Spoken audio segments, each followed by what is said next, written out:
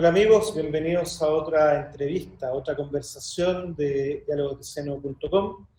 Estamos aquí con Daniel Gana, gran diseñador, para entrevistar a uno de los grandes diseñadores y prolíficos diseñadores de Chile, llamado Juan Carlos Bertelón. Juan Carlos estudió arquitectura en la Universidad Católica y en la Chile. Trabajó en algunas oficinas de arquitectura hasta el año 1972, en que se inició, y aquí le vamos a preguntar qué lo hizo cambiar al mundo del diseño. Y uno de sus primeros trabajos, y uno de los más reconocidos trabajos quizás que tuvo, que fue el trabajo de imagen corporativa de los Juegos Panamericanos de Santiago, el año 75, donde fue uno de los primeros intentos de normalización de una identidad corporativa realizado en Chile, tengo entendido. ¿Ah? Y este evento finalmente no se realizó por diversas circunstancias políticas del momento, pero quedó ese manual y quedó ese legado, digamos, de aquella marca. 10 años después trabajaste durante 10 años como director de arte en agencias de publicidad como Publiar, Mari Méndez, y oficinas de diseño como la Walker Diseño y diseñadores asociados. En el 86 cofundaste la oficina de diseño Tema, y en el año 1990 creaste Bertelón y Asociados, y durante esta larga experiencia, digamos, largo de diseño, has diseñado aproximadamente 170, 180, quizás 200 marcas, digamos, de la calle de Chile. Eh, También sabemos que Juan Carlos se ha ganado numerosos premios y varias distinciones, bienales de diseño y exposiciones de logotipos y memorias que se han dedicado, digamos, a tu trabajo. Y ha sido profesor de diseño en la Universidad de Ciencias y Artes de Comunicación, el UNIAC, la Universidad Mayor, el DUOC y en la Universidad de la América. Actualmente es profesor de taller de diseño gráfico en el AIEP. Y nada, eso, gran diseñador Juan Carlos, y vamos a partir con Daniel haciéndole algunas preguntas para que nos cuente sobre su experiencia. Gracias, José Luis. Bienvenido, Juan Carlos. Mira, la primera inquietud que nos surge tiene mucho que ver con cómo nos iniciamos todos en el diseño, ¿cierto? Todos nosotros tenemos grandes referentes. Sin duda que, particularmente para nuestra generación, tú has sido un gran referente en el diseño. Diría yo que tú tienes un capítulo aparte en la historia del diseño en Chile. Pero ¿quiénes fueron tus referentes? Una pregunta bien básica, bien para partir un poquito conociéndote. ¿Quiénes te inspiraron cuando comenzaste en esto del diseño? Podríamos colgar un poquito la pregunta, ¿cómo llegaste al diseño? Habiendo estudiado arquitectura, ¿no es cierto lo que planteaba José Luis? Bueno, a ver, en mis años de estudiante de arquitectura, más de alguna vez incursioné en el mundo del diseño, pero en algún concurso de estos de afiche. Me acuerdo los 50 años de la Escuela de Arquitectura, o había un evento que se hacía en ese momento del Festival Universitario de la Canción. Me gané ahí un par de años unos premios por el diseño de las carátulas del disco. Mira. Que se hacía para este festival, te digo, festival donde cantaba gente como Julio Segers, la Gloria Simonetti, que eran todos andaban alrededor de los 20 años en esa época, eran jóvenes. Pero la verdad es que siempre era un divertimento nomás, no era nada que a mí me llevara a pensar que yo me iba a dedicar al diseño. Hasta que el año 71 más bien, llega un amigo y compañero de la universidad que es Rodrigo Ampuero, un gran diseñador, incluso creador de escuelas, aquí como la escuela de la Universidad Andrés Bello. Y él venía de una experiencia muy, muy importante, que era la de haber trabajado, te digo, él quería estudiar en Ulm, llegó a Ulm, a la famosa escuela de Ulm, mítica escuela, y se había cerrado por razones políticas la escuela, y él se quedó en la ciudad de Ulm trabajando, te digo, ahí se quedaron todos los diseñadores, profesores, entre ellos Ott Eicher, que era el director en ese momento, y ahí se trabajaba en esa ciudad, se hacía y desarrollaba todo lo que fue la imagen corporativa de los Juegos Olímpicos de Alemania, de München 72. Bueno, todas los sucesos políticos de esa época, el año 70 gana Allende, él era de una familia de políticos, de Raúl Ampuero, socialistas. Entonces él vuelve el año 71 a Chile, después de haber ganado Allende, a trabajar acá.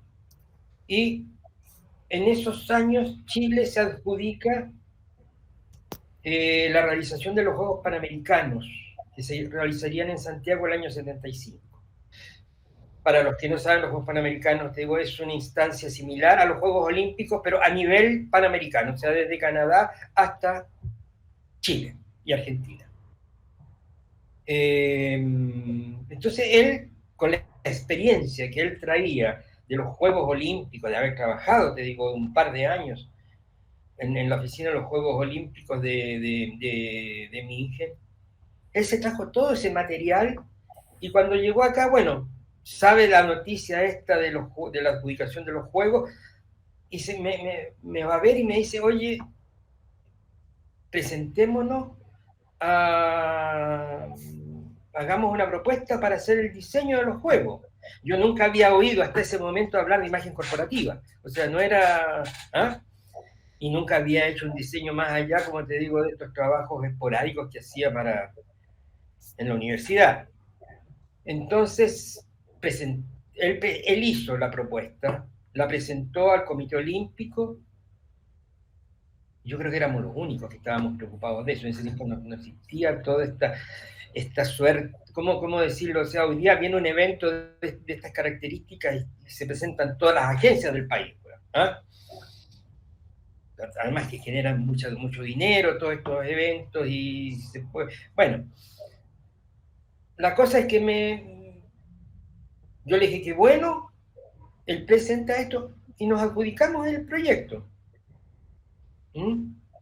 Y se armó una oficina ahí en el Comité Olímpico y empezamos a trabajar con un equipo de periodistas muy importantes relacionados con el deporte. Bueno, y empezamos nuestra primera pega era hacer el logo. O sea, todo tenía que partir con el logo, y ese fue mi primer trabajo. Y mi primer trabajo profesional fue hacer el logo de los Juegos Panamericanos.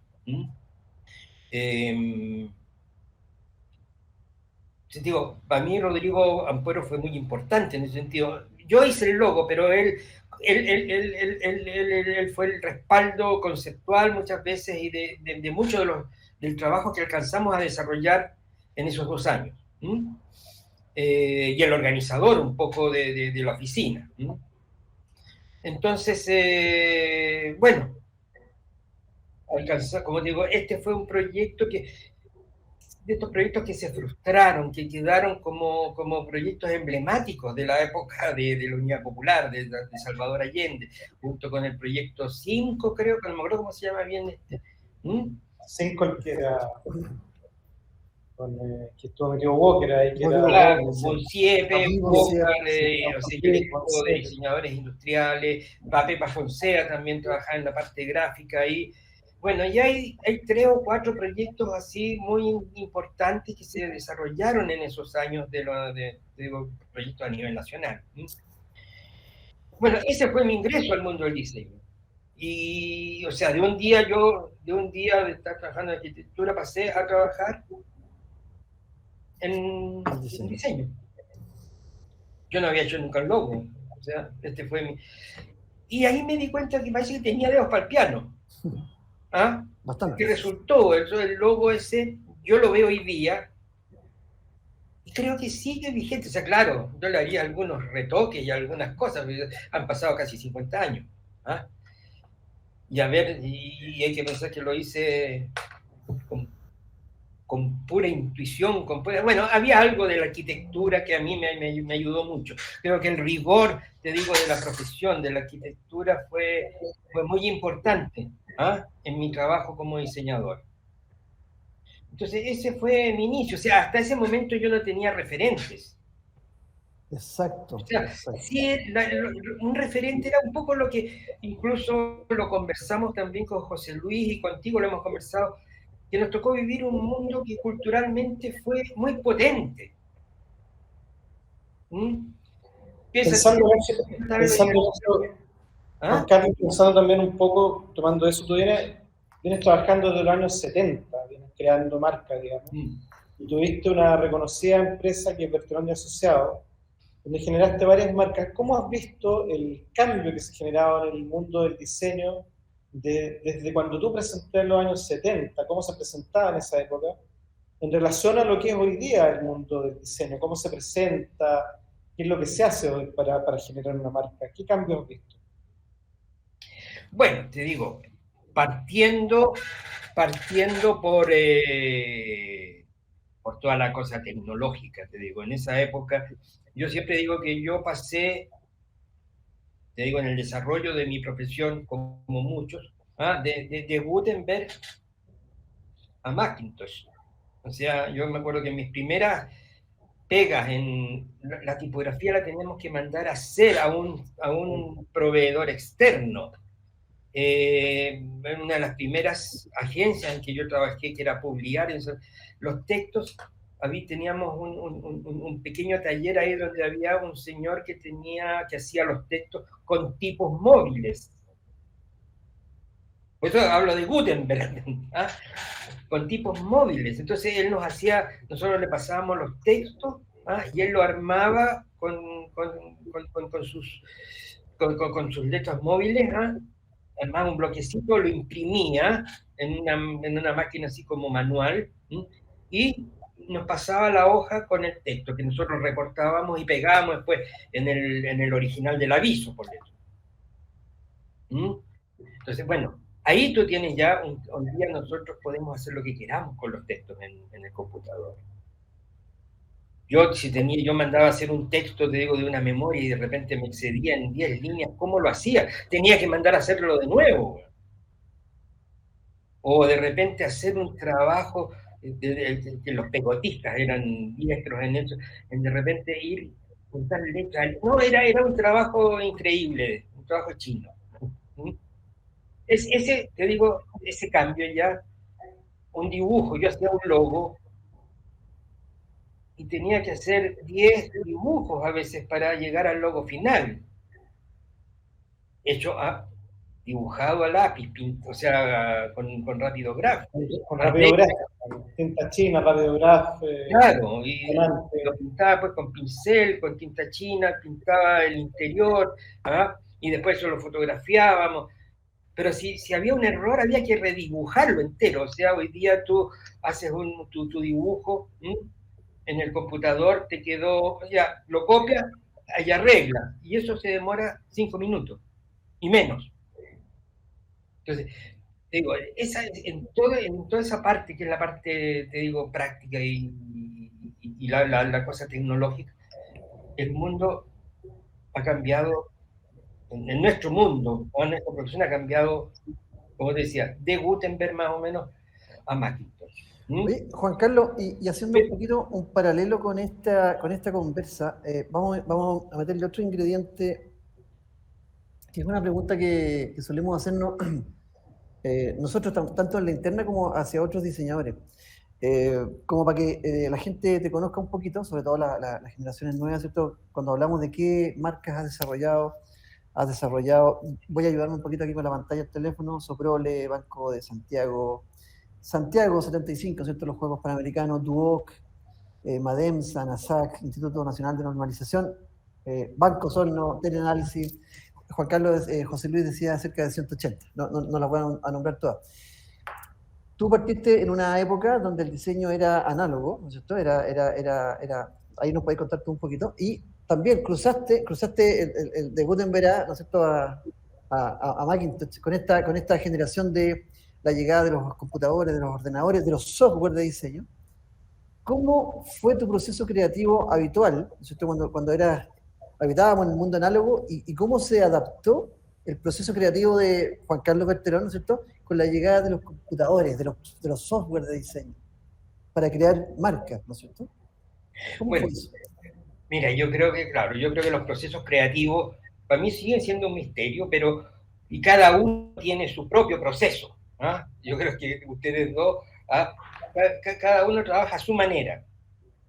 Pero, claro, toda la primera etapa, como la etapa análoga, era principalmente dibujo. Pero también, ¿qué sucede? Yo tengo casi 50 años, a ver, casi, un poco menos, de estar trabajando en esto.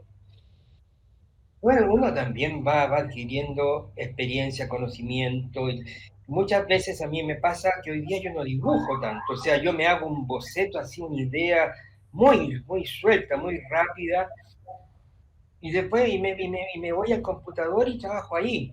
O sea, ya uno tiene tan incorporado, te digo, en tu disco duro, man, te digo, el juego de las formas, del espacio, que la verdad a veces uno no necesita dibujar tanto, o sea, o a veces te digo, yo hago, y voy descartando también al mismo tiempo más rápido, o sea, de repente me doy cuenta que por este camino no va. ¿Mm? Entonces, como te digo, siempre yo sé que los diseñadores, los profesores y todos hablan de dibujar, dibujar y dibujar. Pero te digo, con tanto tiempo en la profesión también uno va saltándose pasos. ¿Mm? Entonces, a mí me ha sucedido que hay marcas en las que yo he llegado muy rápido, pero otras en que me ha costado mucho también. O sea, también depende del momento en que tú estás, de la complejidad de repente del requerimiento. Entonces, es aleatorio, pero sí, yo te digo, sí hemos desarrollado esa cosa de ya de repente no necesitar tanto boceto, tanto dibujo. Ya uno hay... al computador, digamos. Oye, y una pregunta... Pero ojo, no solamente relacionado, claro, el computador te facilita mucho. Pero te ayuda, digamos, una herramienta. Pero una pregunta que alguna vez me la hizo José Cor, me acuerdo una vez que estaba haciendo un levantamiento de un libro que estaba haciendo, y para ser diseñador se necesita saber dibujar o no. A ver, esa pregunta yo la he visto muchas veces en entrevistas, diseñadores, en libros, Es difícil responderla, porque yo he conocido de repente historias de diseñadores muy buenos que no son grandes dibujantes. Yo también. Al revés, he conocido a diseñadores que son grandes dibujantes. Yo te digo, casos chilenos como Julián Naranjo. Julián Naranjo es un muy buen ilustrador. Incluso en sus marcas muchas veces uno ve la influencia de su... Totalmente, claro, tiene una cosa con el dibujo. Claro. Es un plus que tiene. O sea, yo te digo, yo era buen dibujante, pero nunca he trabajado mucho esa línea en mis diseños, sobre todo en el diseño de marca. Tal vez la formación, cuando decía de la escuela de arquitectura, yo soy más cuadrado, más geométrico, más cuadrado o redondo. No sé, más esquemático, más geométrico, ¿no? Más esquemático. Entonces, claro, yo te digo, creo que nosotros tenemos, y en el caso de todos nosotros, tenemos esa capacidad, te digo, que yo le agradezco mucho, te digo, que es la de que tenemos esa capacidad de sintetizar algo. O sea, esta cosa de trabajar, de desarrollar símbolos, simbologías, íconos, es fantástica, te digo, el que tú puedas de repente concentrar, te digo, toda una idea, un concepto en un símbolo tan simple.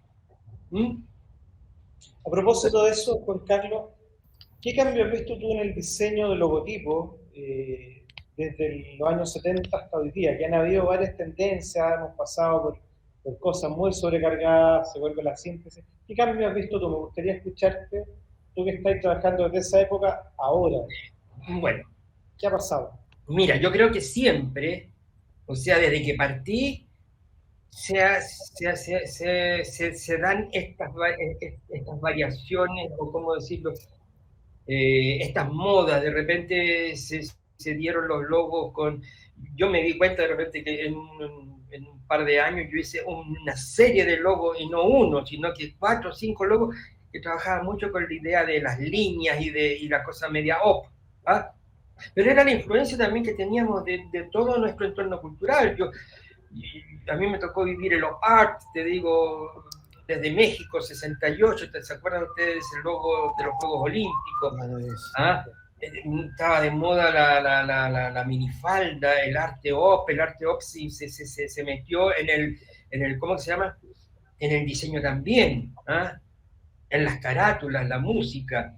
Entonces, por eso digo, yo creo que permanentemente se van dando cambios, ¿ah? En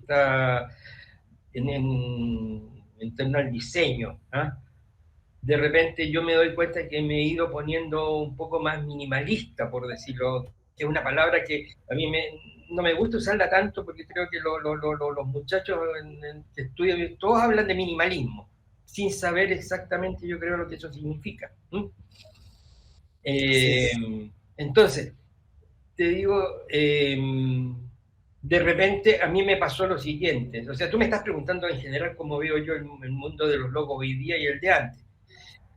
Yo creo que hoy día se ve mucho el bosque, pero no se ven los árboles. O sea, yo creo que hay tanta producción, ¿ah? Hay tanta cosa. Yo cuando empecé a trabajar, te digo, compraba las revistas. Yo tengo muchas revistas en los años 70, de las grandes revistas de diseño. Nosotros esperábamos con ansias ver, te digo, que nos llegara el último número de Communication Arts para ver de repente los trabajos, los últimos trabajos de los diseñadores como Milton Glaser, Saul Bass, etcétera, etcétera, etcétera. Era como uno cuando era chico y compraba la revista Estadio para ver repetirse el partido que había visto el domingo. Entonces estábamos siempre a la espera, pero hoy día hay tanta producción que de repente los grandes trabajos a veces no se ven. Sí, pero en términos de tendencias, yo creo, desde mi punto de vista, creo que hoy día se ha vuelto también una síntesis que es muy similar quizá a lo que había en los años 70. Hoy día hemos visto cambios de marca, por ejemplo, en todo lo que tiene que ver con autos, digamos, que se han vuelto súper simples y uno tiende a ver los logos de Vaso, los logos de Glaser, digamos, de aquella época. Es que, claro, o sea, si tú has leído varios artículos en internet, digo a propósito de eso, piensa tú que en los años 90 o el 2000, de repente empezó la facilidad que nos daba el computador, la tecnología y la impresión además, ¿ah? De repente utilizar algunos elementos que anteriormente era muy complejo, o además eran caros para imprimir, ¿ah? Como los degradados, los brillos, las sombras. Mucha marca importante empezó a introducir esos efectos en su diseño. Y hará una cuestión de unos 10 años, yo creo, no sé si tal vez con la aparición de toda ¿ah? Todo lo que tiene que ver con el mundo digital. Exactamente. Entonces, luego han vuelto a la simplicidad. Absolutamente. O sea, a eliminar los brillos, ¿por qué? Porque tenemos que de repente reproducir nuestro logo en tamaños reducidos, en un iPhone, en un teléfono, claro, celular. Y también hay que entender que en algún tiempo del desarrollo de los software de diseño, donde aparecieron estos efectos, ¿no es cierto? Comenzamos a muchas veces a vestir las marcas, diría yo innecesariamente, mirándolo desde hoy, ¿no es cierto? En aquel minuto era una tendencia, como le gusta decir a algunos, pero empezamos a vestir las marcas con efectos, ¿no es cierto? Lo que conversábamos hace en la mañana. Volumen, sombra, claro, metálicos, eran más de cargas de cosas. Eran más efectistas que efectivas, ¿no? Y hoy día, como bien planteaba José Luis, las marcas, sobre todo las de automóvil, han vuelto a lo que es el diseño plano, ¿no? Se han ponido más. Se han ponido más y han volvido más. Ya, okay. Vamos a cambiar el idioma. Oye, se han vuelto más simples, ¿no? Eso que dices tú, Daniel, que lo conversábamos, lo estuvimos conversando antes con Daniel. Si tú ves un logo como esos logos de Bicho Larrea de 60 minutos, o de Chilevisión, es el Canal 11. Son Y son logos que perfectamente podrían haber estado hechos hoy día. Sí, exactamente. Son logos trascendentes. Fíjate que hay un tema que tiene que ver con eso. Yo creo que la otra vez leía por ahí que las marcas cada 7 años y antes están cambiando. Uno empieza a ver marcas como Instagram, empieza a ver el logo de Instagram como ha cambiado cada 2, 3 años, va cambiando siempre, según tendencias nuevas. Pero qué bonito que haya marcas, y son pocas las marcas en el mundo que uno podría decir que, oye, esta marca hoy día está vigente aún, o una marca que podría estar de moda hoy día siendo una marca hecha hace 40 años atrás o 50 años atrás. Son pocas las marcas. O sea, claro, tú tenías hoy día una marca como IBM, Paul Run hace más de 50 años, 60 años, o marcas de Saul Bass, que incluso yo he visto muchos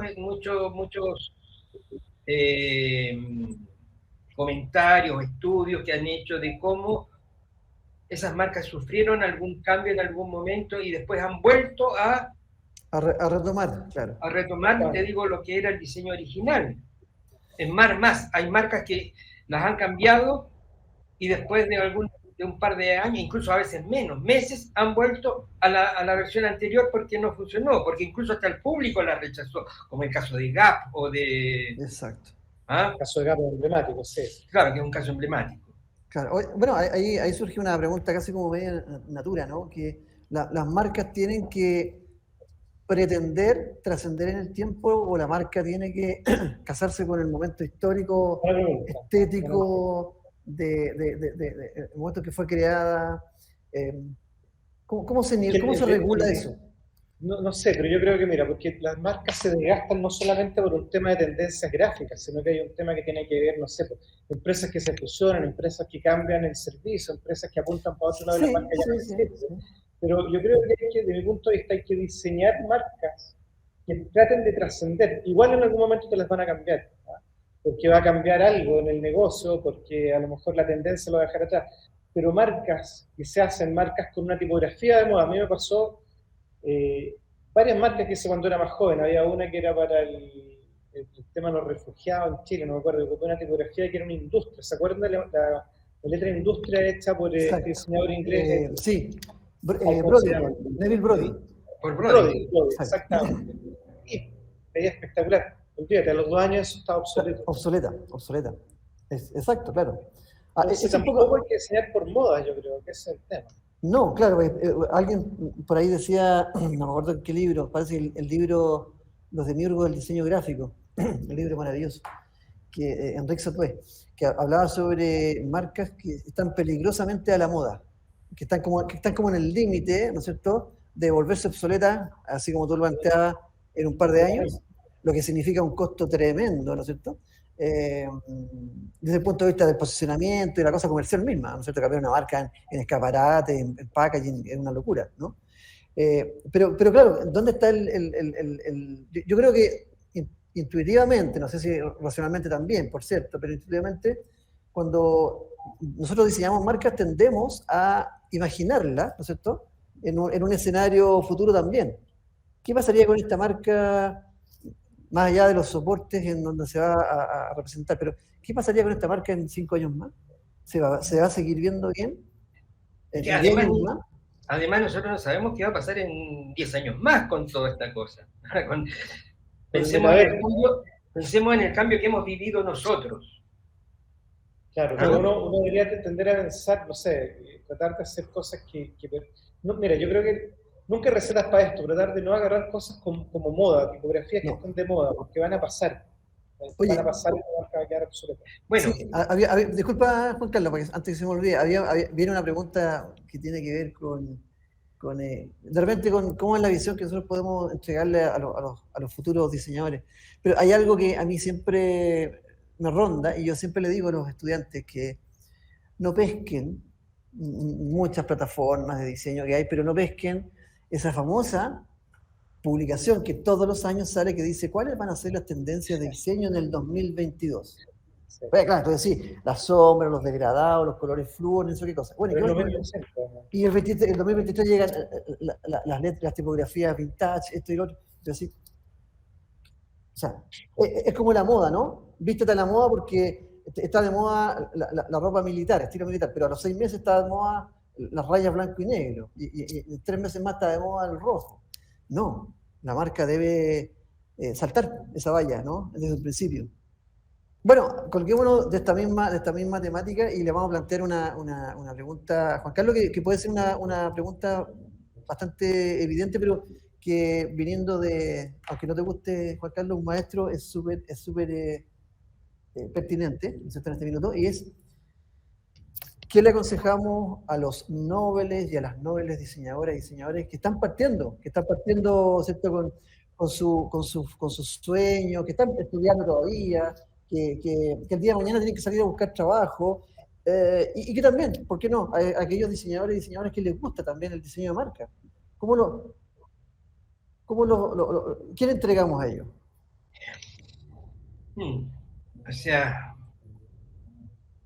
a ver, ¿por dónde partir? No sé, o sea, yo creo que algo importante, no sé, no estoy hablando del orden, ¿no? Es muy difícil dar un listado de, pero yo creo que algo importante, y lo tomo como de acuerdo a la experiencia mía. Uno fue que yo siempre fui muy inquieto, o sea, es la curiosidad, el buscar. Yo te digo, desde que yo partí, me suscribí, cosa que me costaba mucho tampoco, porque no tenía el dinero suficiente, te digo, como para suscribirme a revista, era muy engorroso. O sea, hasta el año 73, para comprar $1, tú tenías que ir al Banco Central, güey. Y tenían que hacer una serie de piruetas, te digo, y uno no las entendía muy bien, pero sí, yo estaba muy preocupado siempre ese era nuestro internet de la época, a las revistas, a la información que nos llegaba desde afuera. Entonces era la curiosidad, el ir a buscar, ¿ah? O de repente yo sabía que había ciertas bibliotecas, me acuerdo de la biblioteca de la Escuela de Diseño y de Arquitectura de la Católica, que tenían la revista Graphics. La revista Graphics era carísima, sigue siendo cara. Entonces, yo me iba a la biblioteca y me pasaba a veces tardes enteras mirando esta revista. O sea, digo, la curiosidad, esta cosa de la inquietud por ver más, por saber un poco más, y a veces te digo, tenía revistas que venían en alemán, ¿no? El Gebrauch gráfico, el no. Claro, algunos traían a veces una traducción al español, pero además que venían en un idioma que a veces uno no manejaba, no teníamos un traductor Google. ¿Ah? Entonces, eso te digo, yo creo que es una de las cosas que yo les diría, aconsejaría. Sean busquillas, sean curiosos. No les avergüence preguntar algo, por tonto que aparezca. Es como esa publicidad, es muy tonta mi pregunta, una cosa así. No, pregunté, yo quiero estar seguro, yo muchas veces digo, repito la pregunta y la vuelvo. ¿Por qué? Porque a veces no entendí bien. Esto que decías tú en algún momento nos contaste de tu experiencia cuando hiciste una marca para la Araucanía. Claro, nosotros te digo, no vamos a llegar a una solución si no conocemos el problema, si no, de repente te digo, nos puede llegar por una vía indirecta a veces, de algo que leímos por ahí, no siempre tenemos, ahí, eso te digo, la curiosidad, la inquietud por ver, la cultura visual creo que es muy importante además, El hecho de que nosotros estemos al día y sepamos lo que se está haciendo en el mundo de las marcas no significa que las vamos a estar copiando, pero sí nosotros tenemos acá en nuestro disco duro miles y miles de logos, ¿verdad? Que nos están ayudando a las soluciones que estamos dando. Sé que el mundo es re difícil, o sea, para un chiquillo que sale de la universidad, y entrar a trabajar a una oficina no es fácil. Y tiene, además que te digo, yo les digo a muchos, mire, si ustedes entran a trabajar a una de las grandes agencias, si no están preparados para eso, van a durar medio día. O sea, las exigencias les van a meter y meter y meter y meter cosas y si no están... Entonces, hay gente que sí lo hace, pero hay una mayoría bien abúlica, siento eso. Siento que hoy día tenemos un tesoro increíble en Internet. Podemos encontrar lo que queramos. Pero no saben cómo. Tal vez también es falla no solamente de ellos, sino de quienes somos profesores. Exacto. ¿Ah? Bueno, como dicen los árboles no dejan ver el bosque, a veces nos ahogamos con tanta información. Cuando tienes abundancia no necesitas a veces. Fíjate que pasa, y lo pone en otro ejemplo, cuando nuestra generación, que no existía internet y daban una película en el Normandí de aquella época, el Cinearte Alameda, daban Haz lo Correcto, no sé, y partían todos a ver Haz lo Correcto al Normandí, y se llenaban y se agotaba la entrada. Hoy día, creo que todos bajamos películas o tenemos y no las vemos, porque las tenemos ahí y las vamos a dejar para cuando tenga tiempo, cosa que nunca va a ser. Y hay un montón de películas que uno tiene de repente en los discos ahí y no ha visto, porque creo que la abundancia también te genera de alguna forma un poco de abulia en ese sentido. Los chicos, ¿Un poco de qué? Abulia de falta de curiosidad, de falta de ganas de ir a ver, porque saben que lo tienen ahí, saben que lo tienen a mano en el celular. Entonces no lo hacen a buscar. Cuando lo necesiten, lo van a buscar, pero no lo hacen alimentarse, digamos, en forma voraz como lo hacíamos nosotros de cultura, porque era escasa en aquella época. Es que, José Luis, ahí... Pasa un poco eso, quizás. Qué interesante, porque hoy día se habla de un concepto que es la infoxicación, ¿cierto? Que es como la intoxicación de información, que en alguna medida es tanta, somos, digamos, los jóvenes sobre todo, mucho más, somos seres multipantalla, ¿no? Tenemos el computador, tenemos el teléfono al lado y tenemos 2 o 3 pantallas más, ¿no? Es tanta la información que no sabemos clasificarla, ordenarla, no sabemos interpretarla, ¿no? Porque a veces la navegamos por encimita nomás, ¿no? Y no nos sumergimos. Porque, ahora, no es una crítica a una generación, al contrario, es lo que pasa, ¿no? Exacto. Lo que nos pasó a nosotros era otro cuento, ¿no? Y así, ¿sí? Pero piensa algo. O sea, yo no puedo exigirle a un muchacho que esté entrando por toda la carrera de diseño que tenga referentes. Puede que haya visto algo como han contado ustedes mismos de sus experiencias. Pero la escuela es donde empieza, yo creo, ahí es donde tiene que incentivarse esa curiosidad, fuera de la curiosidad normal y natural. La academia, todo. ¿Ah? Eso es cierto. En la academia o en la escuela. Claro. ¿Ah? Porque te digo, hay tanta información, pero o sea, yo siempre cuando tú como ejemplo, y lo hemos conversado, yo les doy a los alumnos, en la primera clase ya ustedes háganme un trabajo, a cada uno le doy un diseñador reconocido y todo, para que hagan un trabajo y hagan una presentación. ¿Por qué? Porque si ellos no los conocen, no saben a quién ver. O sea, un muchacho que entra hoy día a la universidad no tiene idea quién es Saul Bass. O no tiene idea quién es Paul Rand. O no tienen idea quién es Bicho Larrea, no tienen idea de quién es Daniel Gana, o sea, de mucho de la gente que hoy día, te digo, van o no hoy día, sino que van a estar en nuestra página Diálogos, los muchachos de hoy día no los conocen. Y además que hay una información tan pobre en Internet, que ¿cómo llegan ahí? Ahí tienen que estar la responsabilidad de las escuelas. Pero para eso hemos creado diálogosdiceno.com. Ahí, qué buen punto. Claro. Que haya interacción de los creadores de... Yo te digo, yo no sé si en todas las escuelas, pero me ha pasado que he pasado por 2 o 3 escuelas de 8 clases y te digo, de repente la tipografía es parte de un año o de un semestre y les enseñan a diseñar la tipografía. no les enseñan a usar una tipografía en el diseño de un folleto, de una revista, ¿ah? O sea, tipografía para mí debíamos tener desde el primer año hasta que sale. Es un ramo como que obligatorio. Todo el diseño gráfico se trabaja con tipografía. ¿Mm? Todo. Incluso un afiche que tiene una palabra. ¿Mm?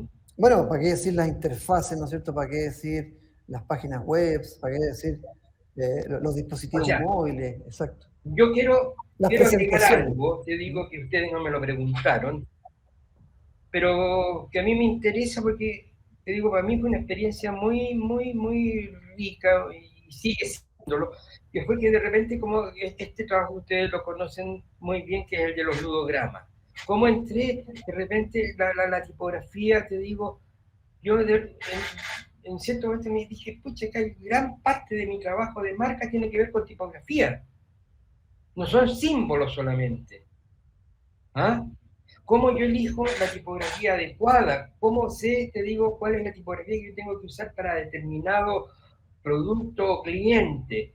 Y la verdad que ha sido, te digo, una experiencia, pero muy, muy enriquecedora, te digo, esto de trabajar esta cosa de los ludogramas, porque se mezcla con lo que es el lenguaje, con lo que es parte importante de la comunicación. Yo creo que la gracia del holograma es un muy buen ejercicio para conceptualizar. O sea, yo creo que exactamente. Para mí un logo bien hecho, más poderoso que otro, un logo que logre crear en su imagen, digamos, un concepto, ¿eh? Como el de FedEx, como el de Cisco, y creo que los ludogramas de alguna forma te llevan a hacer esa cosa. O sea, yo llegué a los ludogramas por mi trabajo de logo, principalmente. Claro. O sea, podría decirse que el ludograma como una técnica creativa es una muy buena herramienta para los estudiantes, ¿no es cierto?, para desarrollar marcas que tengan esos atributos que conversamos hace un rato, que claro, sean sintéticas, ¿cierto? Muchas veces es necesario tener un símbolo. Sí, desarrollar un símbolo. Sí. Pero muchas veces tú con solamente la tipografía puedes lograr... ¿ah? Lo que planteaba José Luis, el FedEx, ¿no? FedEx es una tipografía que construye un es tan simple. Sí. Es tan simple, esa sutileza, te digo, de la flecha ahí que se ve y no se ve. Ajá. Yo me acuerdo que ese primer logo que yo hice de los Juegos Panamericanos, al principio la gente no lo entendía, porque también se daba ese juego óptico, de que las barritas se veían primero, pero no se veía la estrella, y después la gente veía la estrella. O sea, fui un adelantado, te digo, en ese momento. ¿Ah? Absolutamente. Pero inconscientemente, ¿ah? No fue algo teórico ni que yo hubiera... Pero te digo, se fue dando. Entonces, esos juegos además hacen mucho más interesante y más atractivo. ¿Ah? Ese juego, o sea, el diseño de una marca. Más fácil de recordar, porque tú te acuerdas de ese detalle. Incluso una anécdota, yo me acuerdo que yo era bueno para la lectura. Me acuerdo que iba a una librería por los años 70 y tanto, que se llamaba la Librería Policial, parece que hay en la calle Nueva York. Entonces ya conocí al dueño y conversando una vez, él me comentó un detalle que tiene que ver con la gráfica, por ejemplo. Decía que, bueno, fue los años de 100 años de soledad, a la época del boom. Y la primera edición de 100 años de soledad, no sé por qué en alguna parte, no me acuerdo bien ahora en cuál era, pero decía 100 años de soledad, no sé si en la palabra soledad, la E estaba al revés. Mira, tan simple como eso, no era un diseño. Pero la gente de repente, le preguntaban por ese libro que tiene las letras al revés. Claro, no se acordaba la persona en ese tiempo, tal vez sabía García Márquez, no era tan conocido, pero ese teacher, el gallo, vio eso y le llamó la atención inmediatamente esa anomalía que se daba. La memorabilidad, ¿no? La memorabilidad de un signo o de una palabra, ¿no? Que tiene una una característica específica, única quizás también, ¿no? Que hace que la gente la recuerde y que pregunten ni siquiera por el autor del libro, sino que por el libro que tiene la E al revés. Una Claro. cosa maravillosa, ¿no? Y muchas veces uno llega a pedir un libro que tenía una tapa así y así, ¿ah? El diseño. No te acuerdas del nombre ni del autor muchas veces. El diseño, pero te quedó grabada la imagen de esa tapa que era con un círculo rojo al medio, qué sé yo, te digo, estoy diciendo cualquier cosa. Exacto. Pero, claro, y ese es un poco el juego que nosotros tenemos que hacer cuando diseñamos una marca, provocar una anomalía, provocar un llamado de atención. Oye, qué buena palabra, provocar, ¿no? En el amplio sentido de la palabra, provocar, ¿no?